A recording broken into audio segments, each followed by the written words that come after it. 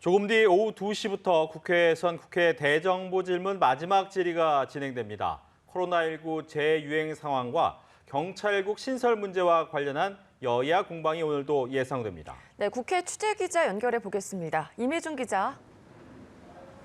네, 사흘간 이어진 국회 대정부 질문 마지막 순서는 교육, 사회, 문화 분야입니다. 정부에선 한덕수 국무총리, 박순애 사회부 총리 겸 교육부 장관, 한동훈 법무부 장관 등이 참석하는데요.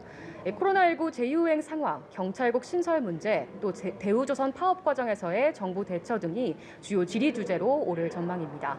특히 이상민 행정안전부 장관이 참석하는 만큼 행안부 내 경찰국 신설을 둘러싼 여야 간 공방전이 첫날 대정부 질문에 이어 치열하게 벌어질 것으로 예상됩니다.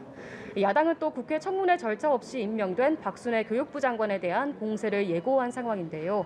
박 장관은 앞서 과거 음주운전, 논문 표절 의혹 등이 제기돼 부적격 인사라는 지적에도 임명이 강행됐습니다. 반면 여당은 문재인 정부 시절 임명된 한상혁 방송통신위원장에 대한 사퇴를 압박할 것으로 보여 여야 충돌이 예상됩니다. 네, 어제 국민의힘 권성동 당대표 직무대행 겸 원내대표와 윤석열 대통령이 주고받은 문자가 공개된 것과 관련해서 파장이 계속되고 있죠. 네, 그렇습니다. 문자 내용 공개에 권 대행은 앞서 어제 저녁 국민께 심려를 끼쳐 죄송하다며 대화 내용 노출의 책임은 전적으로 자신에게 있다며 사과했는데요. 송원석 원내수석 부대표는 일각에서 제기되는 윤 대통령의 당무 개입 지적에 대해선 전혀 상관이 없다고 본다고 선을 긋고 윤 대통령의 발언은 격려의 차원에서 나온 말이라며 수습에 나섰습니다. 다만 당의 원톱과 대통령이 주고받은 메시지가 여과 없이 공개된 데 대한 내부 당혹감은 이어지고 있는 상황인데요. 권 대행은 오전 기자들과 만나 국민과 당원 여러분께 송구하다며 거듭 고개를 숙였습니다.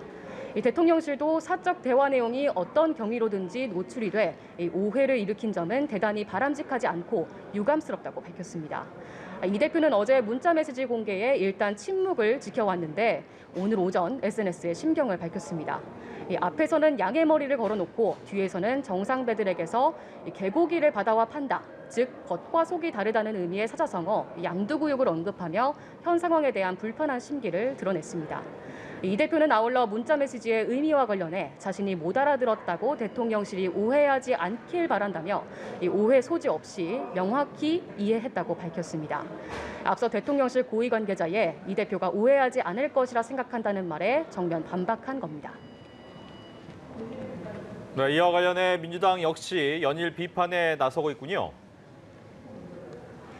네, 그렇습니다. 우상호 비대위원장은 오늘 오전 회의에서 공개된 문자 내용은 매우 충격적이라고 말했는데요. 사실상 이준석 대표의 제거는 윤 대통령과 윤핵관 세력의 공동 작품이라는 점이 사실로 드러난 것이라며 정치가 잔인하다고 느낀다고 했습니다. 야당은 이 밖에 경찰국 신설과 관련해서도 공세를 이어갔는데요. 이상민 행안부 장관을 향해 쿠데타 발언을 사과하라고 거듭 촉구하면서 한정혜 의원을 위원장으로 하는 경찰 장악 저지 대책위원회를 통해 당 차원의 대응을 이어나가겠다고 선언했습니다. 지금까지 국회에서 전해드렸습니다.